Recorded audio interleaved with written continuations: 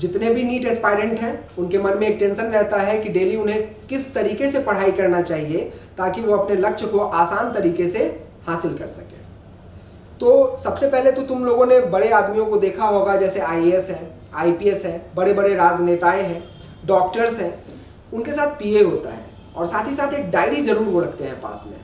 और वो जो डायरी होता है ना, अगर उसमें उनको कहोगे कि आज आपसे मिलना है, परसों ये काम करना है या किसी दिन कोई काम करना है, तो वो डायरी पे नोट कर लेते हैं, क्योंकि उनके पास बहुत सारे काम होते हैं और वो उन डायरी के हिसाब से अपने टाइम को क्या करते हैं, मैनेज करते हैं। तो मैं यही कहूंगा कि जितने भी नीट एस्पायरेंट हैं वो भी आज से, मतलब अभी से अपने साथ एक डायरी रखना शुरू कर दें। तुम्हें भी तो बड़ा बनना है, तो अपने साथ एक डायरी रखना शुरू कर दो। हाँ, उस डायरी में किसी का इनविटेशन अभी मत लिखना, क्योंकि अभी तुम्हें रिश्तेदारी नहीं निभानी है, तब तक नहीं निभानी है जब तक कि तुम्हारा नीट में अच्छा स्कोर ना हो जाए। तो अब डायरी में लिखना क्या है, तो उस डायरी में हमें लिखना है जब भी हम सुबह उठेंगे, पढ़ने का जो आइडियल समय होता है वो सुबह का समय होता है। लेकिन मैं ये नहीं कहूँगा कि सब लोग अपना रूटीन चेंज करो। बहुत सारे बच्चों का मन होता है कि नहीं हम नाइट स्टडी करेंगे, जिसको जैसे फिजिबल हो वो वैसे पढ़ाई करो।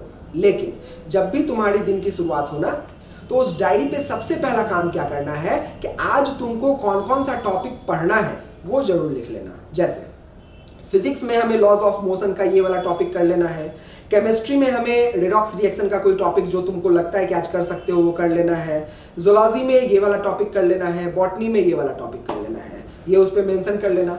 एक बात जरूर ध्यान रखना, जोश जोश में ज़्यादा नहीं लिखना, जितनी तुम्हारी औकात हो उस औकात के अनुसार ही लिखना है, क्योंकि पढ़ना तुमको है, टारगेट तुम सेट करने जा रहे हो, पढ़ना तुमको है, इसलिए अपने लेवल के अनुसार ही लिख लेना। अब उसको लिख लेना और लिखने के बाद अब तुमको दिन भर जो करना है करो, उसका कोई इंपॉर्टेंस नहीं है। लेकिन हाँ, रात को सोने से पहले जब तुम डायरी खोलो तो उस पर एक चीज जरूर मार्क आउट होना चाहिए कि जो टारगेट तुमने सुबह में सेट किया था वो टारगेट उस समय तक खत्म हो जाना चाहिए। अब तुम 10 घंटा पढ़ो, 12 घंटा पढ़ो, 15 घंटा पढ़ो, 5 घंटा पढ़ो, ये इंपॉर्टेंट नहीं है। इंपॉर्टेंट ये है कि आज आपने एक दिन का जो टारगेट सेट किया है वो टारगेट आपसे कंप्लीट होना चाहिए। और अगर ये टारगेट आपसे कंप्लीट नहीं होता है तो सोचो जरा कि एक दिन का टारगेट तुम कंप्लीट नहीं कर पा रहे हो और 1 साल के बाद का टारगेट तुम कंप्लीट करने की सोच रहे हो, ये बिल्कुल ही असंभव है तुम्हारे लिए। ये तुम्हारे लिए सेल्फ मोटिवेशन का काम करेगा। तो डेली का तुम्हारा यही तरीका होगा कि जो भी तुम्हारे टॉपिक्स हैं उस पर इस तरीके से आप टारगेट सेट कीजिए, उसको कंप्लीट कीजिए। शुरुआती दिनों में छोटे छोटे टारगेट लेना है, बड़ा टारगेट नहीं लेना है।